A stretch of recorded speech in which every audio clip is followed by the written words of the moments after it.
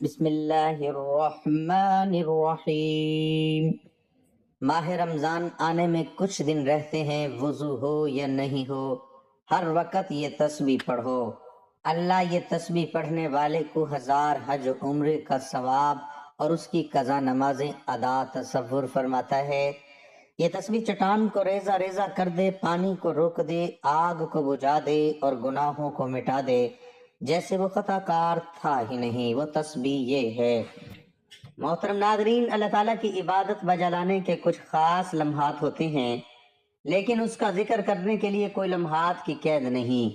انسان جب جہاں جیسے چاہے اللہ تعالیٰ کے ذکر سے اپنے دلوں کو منور کر سکتا ہے۔ کچھ اذکار ایسے ہیں جن کو باوضو حالت میں کرنا ضروری ہوتا ہے، لیکن ہمارا آج کا وظیفہ ایک ایسی خاص تسبیح کا عمل ہے جس کے لیے وضو ہونے کی بھی کوئی قید نہیں۔ اگر آپ کا وضو ہے یا نہیں ہے، آپ تب بھی یہ تسبیح کا عمل کر سکتے ہیں۔ یہ ایسی خاص اور مجرب تسبیح ہے کہ جو پیارے آقا حضرت محمد صلی اللہ علیہ وسلم کو جبرائیل امین علیہ السلام نے بتائی۔ اللہ پاک اس تسبیح کو پڑھنے والے کو 1000 حج عمرے کا ثواب عطا کرتا ہے اور اس کے تمام گناہ مٹا دیے جاتے ہیں۔ اس نے ساری زندگی اگر نماز ادا نہ کی ہو تو اس کی قضا نمازیں ادا تصور ہوتی ہیں۔ یہ ایسی بابرکت اور طاقتور تسبیح ہے کہ اگر چٹان پر پڑی جائے تو اس کو بھی ریزہ ریزہ کر دے، پانی کو روک دے، آگ کو بجھا دے اور انسان کی خطاؤں کو ایسے مٹاتی ہے کہ وہ کبھی خطا کار تھا ہی نہیں۔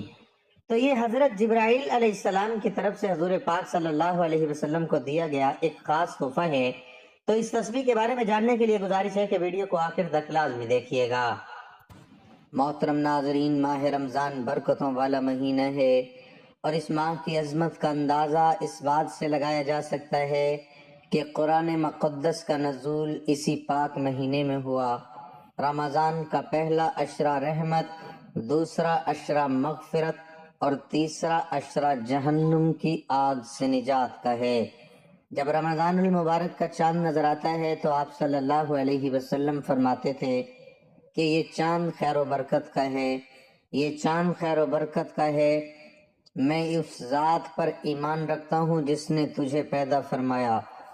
حضرت جبرائیل علیہ السلام نے دعا کی کہ ہلاک ہو جائے وہ شخص جس کو رمضان کا مہینہ ملے اور وہ اپنی بخشش نہ کروا سکے، جس پر حضرت محمد صلی اللہ علیہ وسلم نے ارشاد فرمایا آمین۔ حضرت جبرائیل علیہ السلام کی یہ دعا اور اس پر حضرت محمد صلی اللہ علیہ وسلم کا آمین کہنا، اس دعا سے ہمیں رمضان کی اہمیت کو سمجھ لینا چاہیے۔ روزہ وہ عظیم فریضہ ہے جس کو رب ذوالجلال نے اپنی طرف منسوب فرمایا ہے، اور قیامت کے دن رب تعالیٰ اس کا بدلہ اور اجر بغیر کسی واسطے کے بذات خود روزے دار کو عنایت فرمائیں گے۔ خداوند کریم نے اپنے بندوں کے لیے عبادات کے جتنے بھی طریقے بتائے ہیں، ان میں کوئی نہ کوئی حکمت ضرور پوشیدہ ہے۔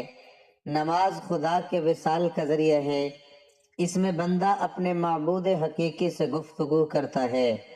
بین ہی روزہ بھی خدا تعالیٰ سے لو لگانے کا ایک ذریعہ ہے۔ حدیث مبارک میں ہے کہ رمضان شہر اللہ، رمضان اللہ تعالیٰ کا مہینہ ہے، جس سے پتہ چلتا ہے کہ اس مبارک مہینے میں رب ذوالجلال کا خصوصی تعلق ہے، جس کی وجہ سے یہ مبارک مہینہ دوسروں مہینوں سے ممتاز اور جدا ہے۔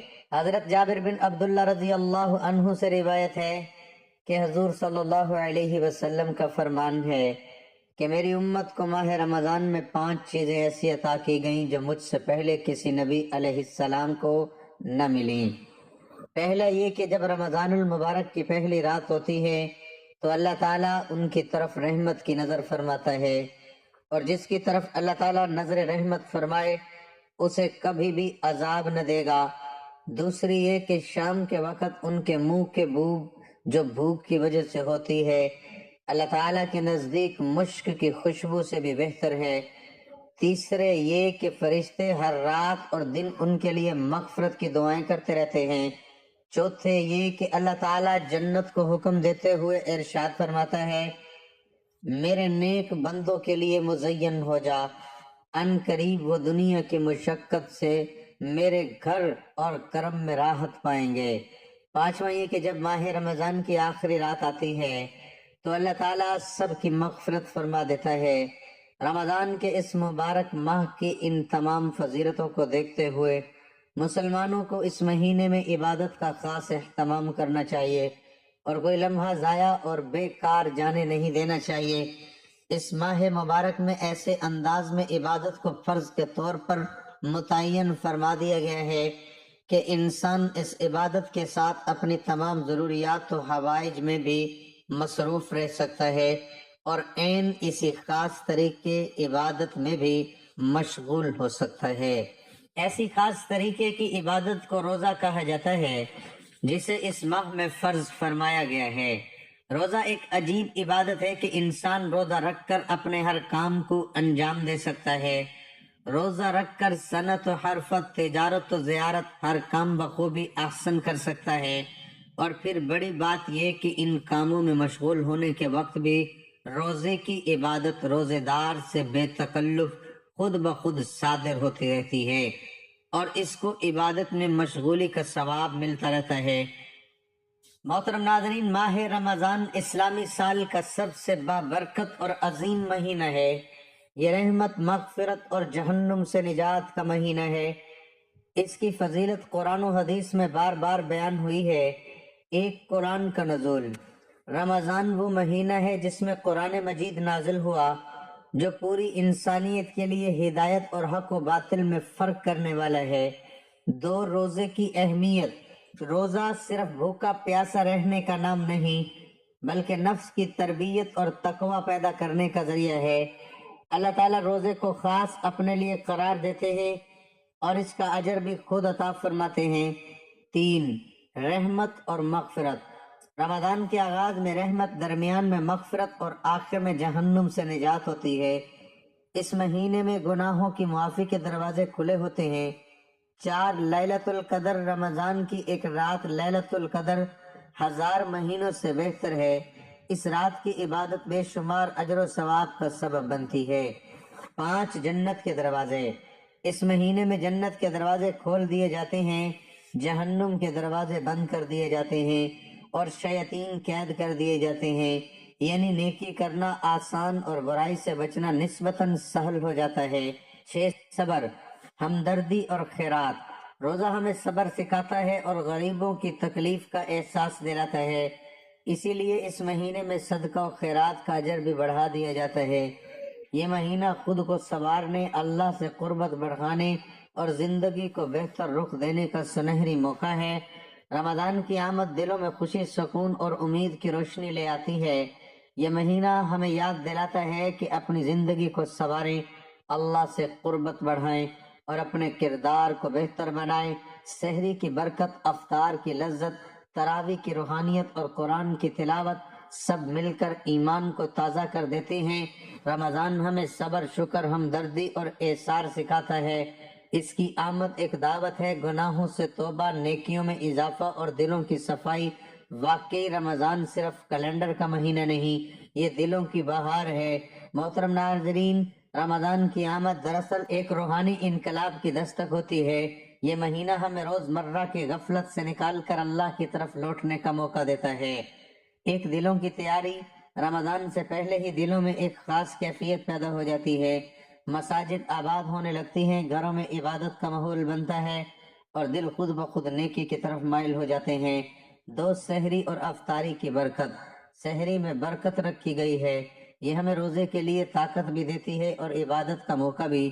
افطار کے وقت دعائیں قبول ہوتی ہیں اور چند کھجوریں بھی شکر کا درس دے جاتی ہیں۔ تین، عبادت میں اضافہ۔ رمضان میں فرض عبادات کے ساتھ نفل عبادات کا اجر کئی گنا بڑھا دیا جاتا ہے۔ قرآن کی تلاوت، تراویح، ذکر و دعا، یہ سب ایمان کو تازہ اور دل کو روشن کرتے ہیں۔ چار، اخلاقی تربیت۔ روزہ صرف کھانے پینے سے رکنے کا نام نہیں بلکہ جھوٹ سے پرہیز، غصے پر قابو، زبان اور نگاہ کی حفاظت، یہی اصل روزہ ہے۔ پانچ، ہمدردی اور مساوات۔ بھوک اور پیاس کا احساس ہمیں غریبوں اور ضرورت مندوں کے قریب لے آتا ہے، اس لیے رمضان میں صدقہ، خیرات اور زکوٰۃ کی بڑی فضیلت ہے۔ چھ، خود احتسابی کا موقع۔ رمضان ہمیں رک کر سوچنے کا موقع دیتا ہے، میں کہاں کھڑا ہوں، میں کیسا انسان بننا چاہتا ہوں۔ یہ مہینہ خود کو بدلنے کا بہترین وقت ہے۔ رمضان کی آمد ایک اللہ کی طرف سے دعوت ہے۔ ناظرین، رات کا پچھلا پہر تھا، مدینے کی فضاؤں میں سکون اور خاموشی کا راج تھا۔ آسمانوں پر چمکتے ستارے گواہ تھے کہ آج کچھ غیر معمولی ہونے والا ہے۔ نبی کریم صلی اللہ علیہ وسلم اپنی چادر رحمت میں لپٹے عبادت میں مصروف دیکھ کے اچانک جبرائیل امین علیہ السلام نازل ہوئے۔ نور کی روشنی پھیل گئی، ہوائیں مہک اٹھی اور فرشتے ادب سے جھک گئے۔ حضرت جبرائیل نے کہا، اے محمد صلی اللہ علیہ وسلم، میں ایک ایسا راز لے کر آیا ہوں جو قیامت کے دن بندے کو ایسا مقام عطا کرے گا کہ لوگ حیرت میں پڑ جائیں گے۔ اس کے چہرے سے نور یوں پھوٹے گا جیسے 14ویں کا چاند چمکتا ہے۔ سب کہیں گے یہ کون ہے؟ کوئی نبی ہے یا کوئی ولی یا کوئی مقرب فرشتہ ہے؟ تب فرشتہ پکارے گا، نہیں، یہ وہ خوش نصیب ہے جس نے زندگی میں ایک مرتبہ یہ تسبیح پڑھی تھی جو میں آج آپ کو سکھانے آیا ہوں، اور پھر یہ بندہ بغیر کسی حساب و کتاب کے جنت میں داخل ہوگا۔ پل صراط پر بجلی کی مانند گزرے گا جیسے وہ گناہ گار تھا ہی نہیں، اگرچہ اس کے گناہ سمندر کی جھاگ، درختوں کے پتوں اور بارش کے قطروں سے بھی زیادہ ہوں۔ اللہ تعالیٰ اسے معاف فرما دے گا، اسے 1000 مقبول حج عمرے کا ثواب بھی ملے گا۔ جو یہ تسبیح پڑھے گا اس کی تمام قضا نمازیں ادا تصور ہوں گی۔ یہ تسبیح آگ پر پڑی جائے تو وہ فوراً بجھ جائے گی، اگر چٹان پر پڑی جائے تو وہ ریزہ ریزہ ہو جائے گی، اور اگر کوئی پیاسا ہو اور یہ تسبیح پڑھے فوراً سیراب ہو جائے گا۔ اگر کوئی بھوکا ہو اور یہ تسبیح پڑھے گا تو رزق کا دروازہ اس پر کھل جائے گا۔ اگر کوئی حافظ قرآن نہ بن پا رہا ہو تو اس تسبیح کے ذریعے اس کے حافظے میں قرآن سما جائے گا۔ محترم ناظرین، حضرت ابو بکر صدیق رضی اللہ تعالیٰ عنہ فرماتے ہیں، میں نے یہ تسبیح رات اور دن میں پڑھی اور مجھے وہ شرف نصیب ہوا جو دنیا کی سب سے بڑی دولت سے بڑھ کر تھا۔ مجھے خواب میں سرکار مدینہ صلی اللہ علیہ وسلم کی زیارت کا شرف عطا ہوا۔ حضرت عمر فاروق رضی اللہ تعالیٰ عنہ فرماتے ہیں، جب بھی میں نے کسی حاجت کے لیے یہ تسبیح پڑھی، اللہ تعالیٰ نے مجھے کبھی مایوس نہیں کیا، میری ہر دعا قبول ہوئی تھی۔ حضرت عثمان غنی رضی اللہ تعالیٰ عنہ کو قرآن پاک حفظ کرنے میں مشکل پیش آ رہی تھی، وہ سرکار دو عالم صلی اللہ علیہ وسلم کی خدمت میں حاضر ہوئے اور عرض کیا، رسول اللہ، میں کوشش کرتا ہوں مگر قرآن مجھے یاد نہیں ہوتا۔ نبی کریم صلی اللہ علیہ وسلم نے مسکرا کر فرمایا، یہ کلمات پڑھ کر دعا کرو، تمہیں قرآن یاد ہو جائے گا۔ حضرت عثمان غنی رضی اللہ تعالیٰ عنہ نے اس تسبیح کے کلمات پڑھے اور پھر قرآن ان کے سینے میں اتر گیا۔ پھر آپ بھی تسبیح کے ان کلمات کو جاننا چاہتے ہیں، یا آپ چاہتے ہیں کہ یہ قیامت کے دن بغیر حساب جنت میں داخل ہو، یا آپ چاہتے ہیں کہ پل صراط سے بجلی کی طرح پار ہو جائیں؟ آپ چاہتے ہیں کہ ہر حاجت پوری ہو؟ کیا آپ چاہتے ہیں کہ آپ کی قضا نمازیں معاف ہوں، آپ کے گناہ معاف ہوں، آپ کو 1000 حج عمرے کا ثواب ملے؟ تو اس تسبیح کے راز کو جانیے۔ یہ وہ راز ہے جو صرف جبرائیل علیہ السلام خود لے کر آئے۔ نبی کریم صلی اللہ علیہ وسلم نے فرمایا، مجھے میری امت میں سے 70,000 افراد دکھائے گئے جو بغیر حساب و کتاب جنت میں داخل ہوں گے۔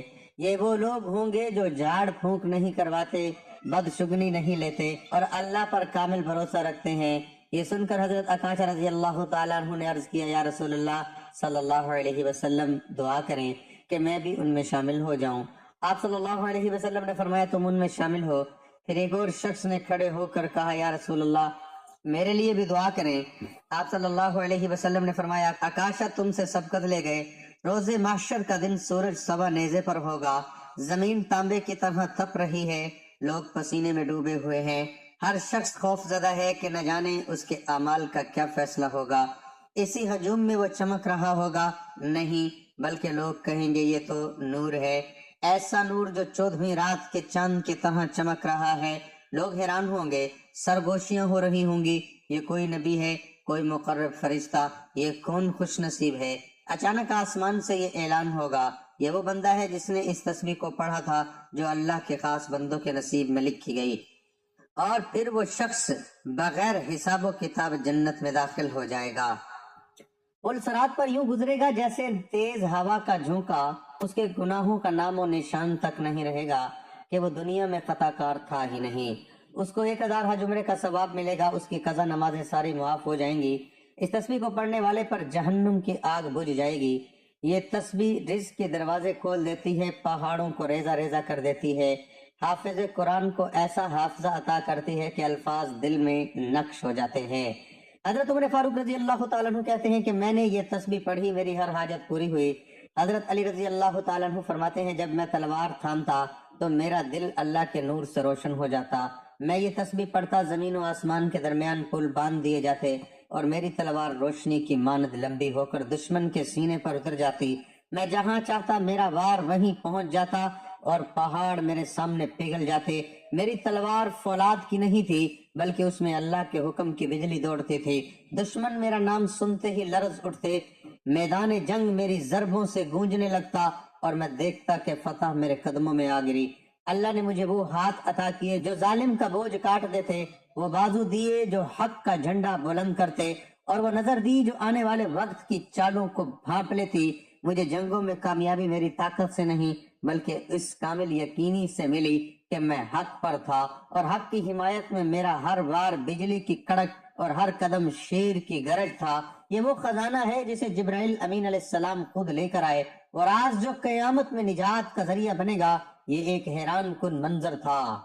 ناظرین، ایک صحابہ کرام رضی اللہ تعالیٰ عنہ نبی کریم صلی اللہ علیہ وسلم کے گرد بیٹھے ہوئے تھے کہ اچانک ایک اجنبی شخص مسجد میں داخل ہوا۔ اس کے کپڑے نہایت سفید، بال کالے اور سفر کے کوئی آثار نہ تھے۔ کسی نے اس سے پہلے نہیں دیکھا تھا۔ وہ نبی کریم صلی اللہ علیہ وسلم کے قریب آیا، بالکل سامنے بیٹھ کر گھٹنوں سے گھٹنے ملا دیے، ہاتھ اپنی زانوں پر رکھ دیے۔ اس نے کہا، اے محمد صلی اللہ علیہ وسلم، مجھے اسلام کے بارے میں بتائیے۔ رسول اللہ صلی اللہ علیہ وسلم نے فرمایا، اسلام یہ ہے کہ تم گواہی دو کہ اللہ کے سوا کوئی معبود نہیں اور محمد صلی اللہ علیہ وسلم اللہ کے رسول ہیں۔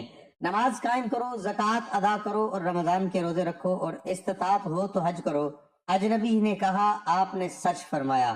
صحابہ کرام حیران تھے۔ یہ شخص سوال بھی کر رہا تھا اور خود ہی جواب کی تصدیق بھی کر رہا تھا۔ پھر اس نے پوچھا، ایمان کے بارے میں بتائیے۔ آپ صلی اللہ علیہ وسلم نے فرمایا، ایمان یہ ہے کہ تم اللہ اور اس کے فرشتے، اس کے کتابوں، اس کے رسولوں، قیامت کے دن اور تقدیر پر ایمان رکھو، چاہے وہ اچھی ہو یا بری۔ اس شخص نے پھر وہی کہا، آپ نے سچ فرمایا۔ پھر اس نے پوچھا، مجھے احسان کے بارے میں بتائیے۔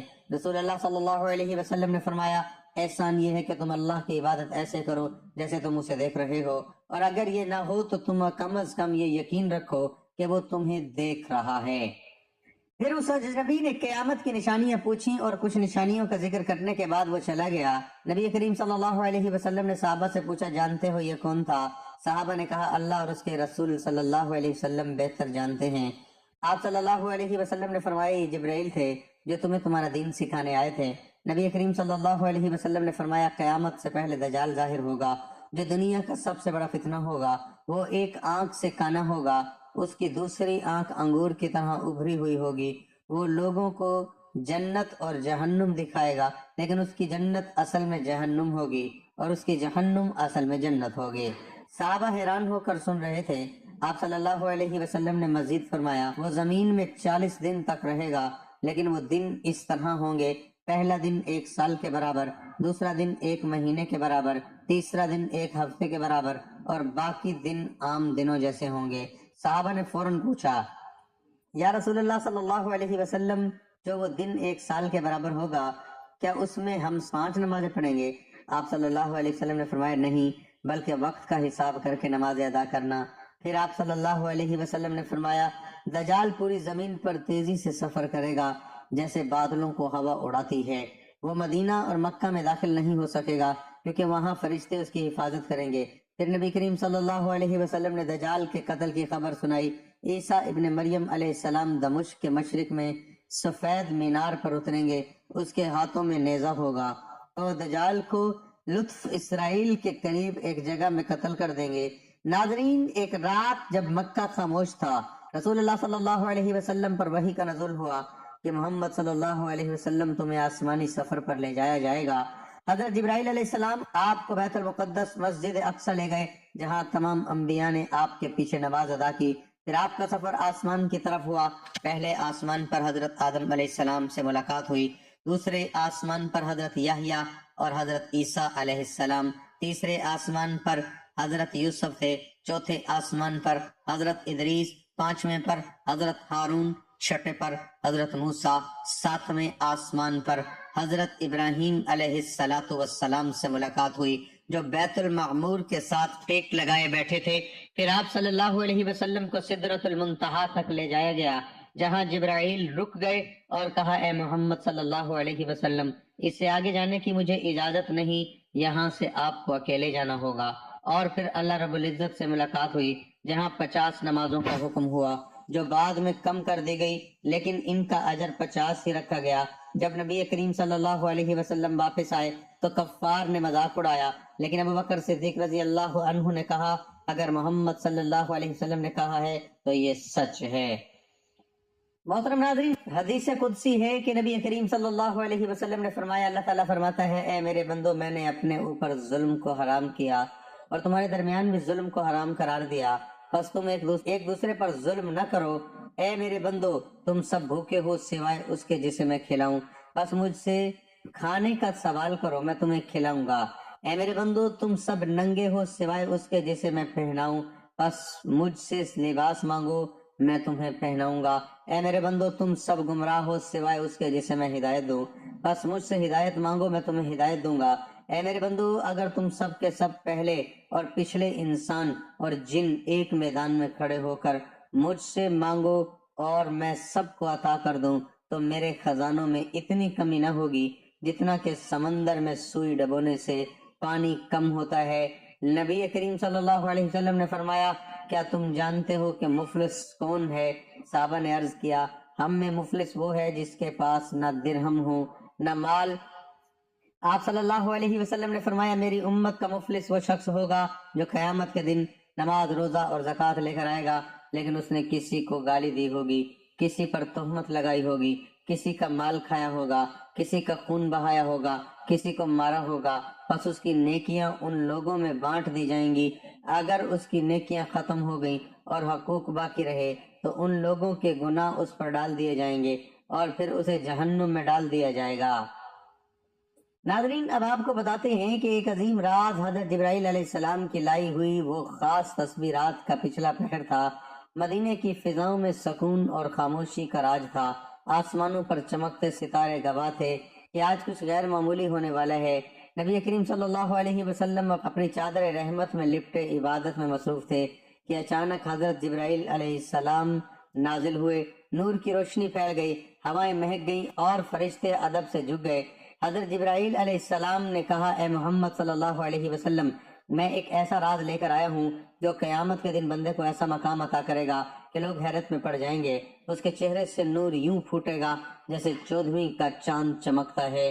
سب کہیں گے یہ کون ہے؟ کون نبی ہے یا کوئی ولی یا کوئی مقرب فرشتہ ہے؟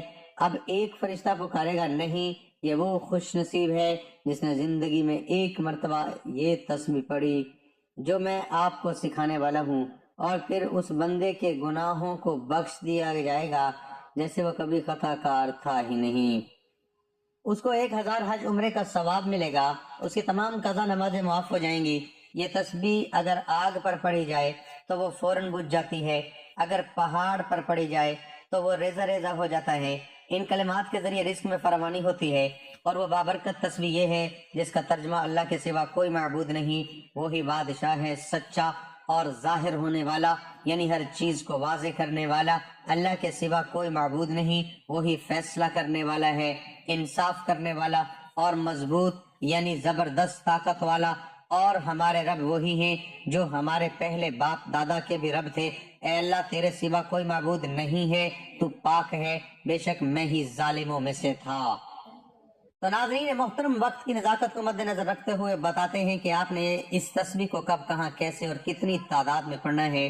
تو آپ کو اس کے لیے نہ ہی جگہ کی کوئی قید ہے نہ ہی وقت کی کوئی پابندی ہے، آپ کو جب جیسے وقت مل جائے آپ نے ان کلمات کی تسبیحات پڑھ لینی ہے۔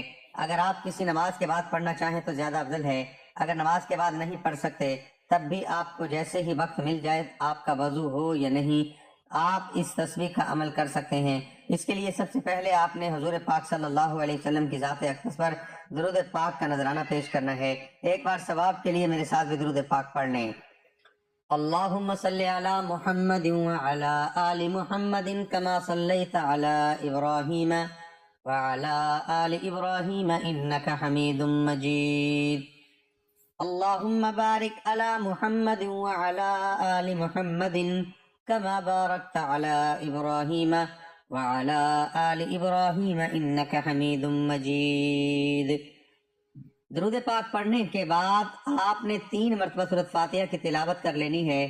بسم اللہ الرحمن الرحیم، الحمد للہ رب العالمین، الرحمن الرحیم، مالک یوم الدین، ایاک نعبد و ایاک نستعین، اہدنا الصراط المستقیم، صراط الذین انعمت علیہم غیر المغضوب علیہم ولا الضالین۔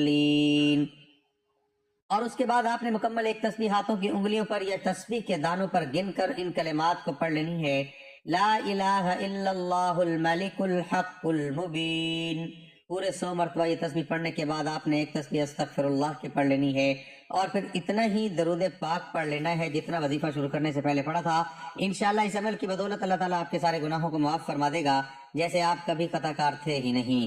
آپ کو 1000 حج عمرے کا ثواب ملے گا، آپ کی تمام قضا نمازیں معاف ہو جائیں گی، کیونکہ یہ کوئی عام تسبیح نہیں بلکہ حضرت جبرائیل علیہ السلام کی طرف سے حضور صلی اللہ علیہ وسلم کو دیا گیا ایک تحفہ ہے، جس کی بدولت اللہ تعالیٰ جہنم کی آگ سے نجات عطا فرمائے گا، رزق کے دروازے آپ پر کھول دے گا اور آپ کی تمام مشکلات کو دور فرما دے گا انشاءاللہ۔ دعا ہے کہ اللہ تعالیٰ میرا سنانا اور آپ کا سننا اپنی بارگاہ میں قبول و منظور فرمائے، آمین۔ ناظرین، گزارش ہے کہ اللہ تعالیٰ کے 99 ناموں میں سے کوئی ایک نام لکھ کر کمنٹ میں ضرور شیئر کریں۔ اللہ تعالیٰ ہم سب کا حامی و ناصر ہو، آمین، جزاک اللہ۔